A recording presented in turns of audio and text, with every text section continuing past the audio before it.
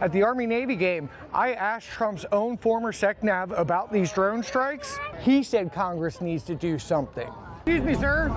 You were secretary? May I ask what years? 2017. Would you be able to comment? So, I did the deployments when I was like a E5. Right. Did the counter-drug ops down in the Caribbean. What do you think about what's going on with that now? Wondering why more people aren't speaking out saying our president is murdering people. Because I'm retired. I think that Congress has got to step up and get to the facts because Congress has a role here. I could sit out here all day long and talk to you about how these drug strikes in the Caribbean are supposed to work. One point that we need to highlight, though, is that it's not my job. I'm supposed to be retired. We elected Congressman Fume to represent us. He is our representative to the federal branch. Leadership is a two-way street. You have to be communicating up and down. He is not communicating down. Our congressman should be able to explain to us how this is supposed to work. That's his job. That's what we elected him to do. Why are we allowing illegal strikes in the Caribbean? So one thing I've said repeatedly is about these strikes in the Caribbean. This is personal to me. I've done these deployments. I struggle to remember the details, but I know that I've done them. The point is that we didn't murder people. You go out, you stop the boats. We use the helicopter to stop the boat. You use whatever means you can to stop the boat. We did not just say, hey, that looks like a small boat, and then decide to murder them. What we are doing right now is murder. People always like to say, well, it's so dangerous what you do. Yes, it is. There is danger to it. I'm not going to deny that. But just because it's dangerous doesn't mean that you get to break the law to make it less dangerous. Think about the world would be like if we said, okay, we can just break the rules whenever somebody looks dangerous. Think about what happens when they come for you. Yes, there are risks that need to be taken. Military people understand those risks. We sign up accepting those risks, and that's okay. That's what you pay us to do. That's why it's mostly young guys that are really stupid and make bad decisions.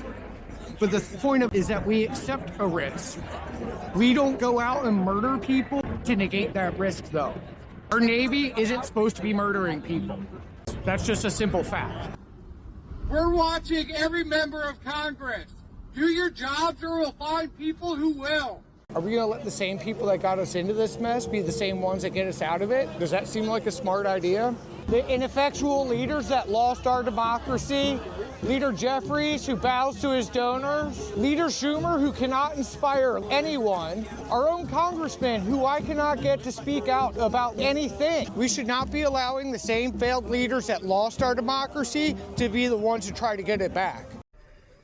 All right, Baltimore. Well, that was fun. So I'll keep it short. The Navy thing, they're not doing anything about. They're saying that they don't have a reason to, or it doesn't fit within their committee. They don't seem to be understanding that the point is not the law itself or the hearing. It is so that we can have an expert get in front of the media and explain to the American people how these drug strikes are supposed to work. I'm a retired Navy chief. I've done these deployments. I know that they're illegal. Our congressmen should be out speaking in front of you all, telling you about this stuff. Again, I should not have to be the one explaining this to you. Our congressman should. Notice how you never see him in the media. I just left his office and explained to him, and this is my position, and I'll put it on Facebook for everybody to see. I think that we are in a war of messaging. I think a war is about logistics. And I told them that MAGA wins because they fill the media with their crap, and that if he wasn't filling it with his truth, then I would drag him into the media to start doing it. So that's where we're at. Congressman Fume, I really do support you. I think that we're both fighting for democracy, but leaders lead. And if you are not out telling your people what is important to them, then you're not leading. So that's what this is all about. I want to see you in the news. We're going to follow up on my request to have a retired Navy captain come in and testify about how these drone strikes in the Caribbean are supposed to work.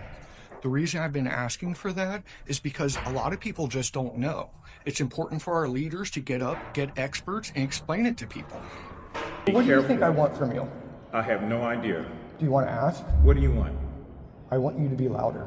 Yeah, okay. Now you're gonna get somebody to record me and put me on their show?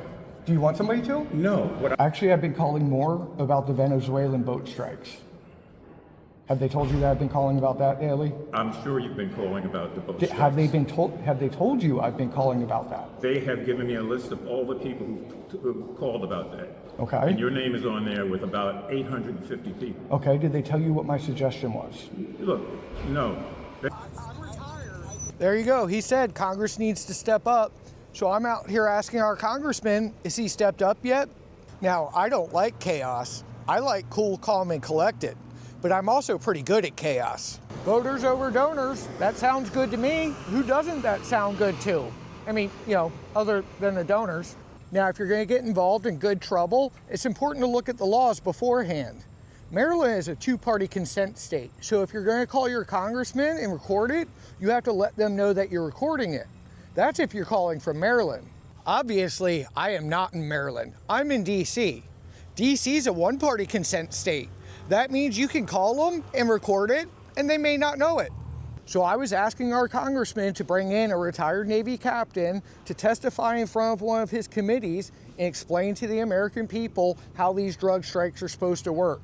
Then we could have taken that footage into the veteran activists and influencers with platforms at Union Station and reporters like Mueller, She Wrote, and all of them. They could have taken that message and spread it to the American people and said, this is how it's supposed to work and this is why it's wrong. That's why I was asking our congressman to do it. Let's call and see if he's done anything with that yet. All right, so let's give him a call. Hi, this is Buzz. Was calling to ask about having somebody testify about the drug strikes in the Caribbean. Have you guys done anything with that? You're asking if the congressman has had somebody come to testify about the drug strikes, the Venezuela strikes? Yeah, or just, are you working on it? Have you made any progress on it or anything for me? Well, that's something you're going to have to ask our legislative team.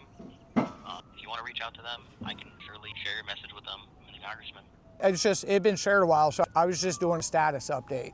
Yep, I get it. There's nothing for me to really share to you. Well, I'm out here on the corner. I've got a camera. If you guys want to come talk, I appreciate it. You don't have to do that. You just serve yourself. I can stop recording this and we can start getting our democracy back.